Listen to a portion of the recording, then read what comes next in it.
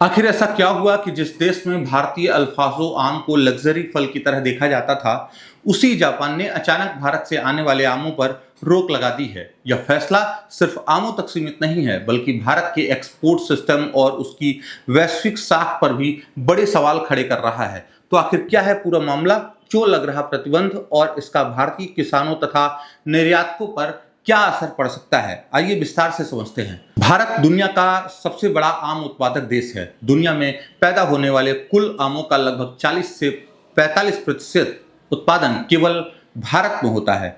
देश में करीब 1000 किस्म के आम पाए जाते हैं, जिसमें अल्फाजो, केसर, लंगड़ा, चौसा और मलिका जैसी किस्में दुनिया भर में मशहूर हैं। लेकिन इस बार आम के सीजन में एक ऐसी खबर सामने आई है जिसने निर्यातकों और किसानों दोनों की चिंताएं बढ़ा दी हैं। जापान ने इस साल भारतीय आमों के आयात पर रोक लगा दी है। जापानी अधिकारियों का कहना है कि भारत में आमों के निर्यात से पहले होने वाली पेस्ट कंट्रोल यानी कीट नियंत्रण प्रक्रिया में गंभीर कमियां पाई गई हैं। इसी वजह से जापान ने भारतीय आमों की खेप स्वीकार करने से इनकार कर दिया है। दरअसल जापान हर साल आम के सीजन में अपने एक निरीक्षकों की एक टीम भारत भेजता है। यह टीम दिल्ली में मौजूद उसके ट्रीटमेंट प्लांट्स का निरीक्षण करती है। यहाँ आमों पर पेपर हीट ट्रीटमेंट यानी VHT प्रक्रिया लागू की जाती है। इस प्रक्रिया में फलों को नियंत्रित तापमान वाली गर्म हवा में रखा जाता है ताकि उनके अंदर मौजूद कीड़े, अंडे और लार्वा पूरी तरह से नष्ट हो जाए। जापान का मानना है कि यदि ऐसा हुआ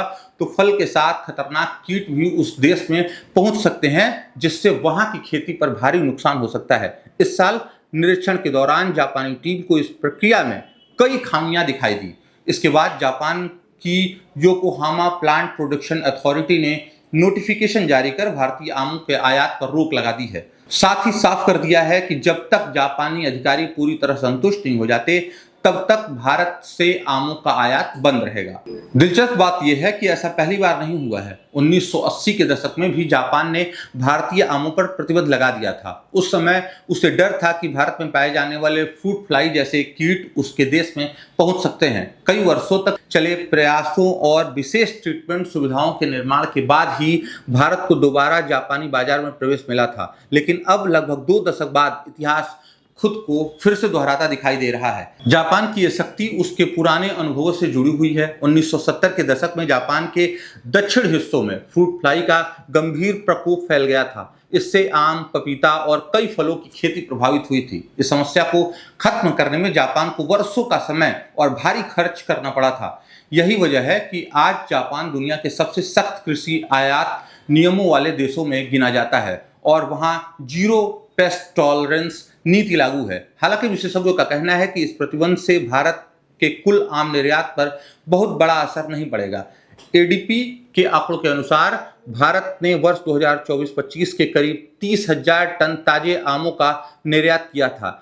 इनमें सबसे बड़े खरीदार UAE, अमेरिका, ब्रिटेन, कुवैत और कतर रहे हैं। जापान को भेजे जाने वाले आम कुल निर्यात का 1% से भी कम हिस्सा माना जाता है। लेकिन असली चिंता क्वांटिटी ही नहीं है, बल्कि क्वालिटी और विश्वसनीयता भी है। जापान जैसे देश का किसी उत्पाद को अस्वीकार करना दुनिया के अन्य बाजारों के लिए भी एक संकेत माना जाता है। विशेषज्ञ इसे सिंगल इफेक्ट कह रहे हैं, यानी जरूरी नहीं कि असर सिर्फ जापान तक सीमित रहे, बल्कि दूसरे देश भी भारतीय कृषि उत्पादों की गुणवत्ता पर ज्यादा कड़ी नजर रखना शुरू कर सकते हैं। उधर भारतीय निर्यातक पहले से ही कई चुनौतियों का सामना कर रहे हैं। वैश्विक तनाव के कारण समुद्री मार्ग प्रभावित हुए हैं, शिपिंग इंश्योरेंस महंगा हो गया है और ट्रांसपोर्ट लागत लगातार बढ़ रही है। ऐसे समय में जापान का यह फैसला निर्यातकों के लिए एक और बड़ा झटका साबित हो सकता है। इस बीच किसानों की मुश्किलें भी कम नहीं है। Mango growers association of India के अनुसार इस साल सर्दियों में अत्यधिक ठंड और उसके बाद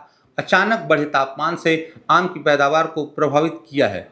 उत्तर प्रदेश समेत कई राज्यों में उत्पादन कम हुआ और जो फल तैयार हुए उसमें से बड़ी मात्रा आंधी और तूफानों में खराब हो गई। किसानों का कहना है कि इस बार आम का सीजन सामान्य से काफी पहले खत्म हो सकता है। फिलहाल भारत और जापान के बीच बातचीत जारी है और उम्मीद की जा रही है कि तकनीकी कमियों को दूर करने के बाद ये प्रतिबंध हट सकता है। लेकिन इस पूरे विवाद ने एक बार फिर यह याद दिला दिया है कि वैश्विक बाजार में सिर्फ उत्पादन बड़ा होना ही काफी नहीं होता, बल्कि गुणवत्ता और इंटरनेशनल मानकों पर खरा उतरना भी उतना ही जरूरी होता है। अब सवाल यह है कि क्या भारत जल्द ही जापान का भरोसा दोबारा जीत पाएगा या फिर भारतीय आमों को दुनिया के सबसे प्रतिष्ठित बाजारों में से एक में वापसी के लिए लंबा इंतजार करना पड़ेगा।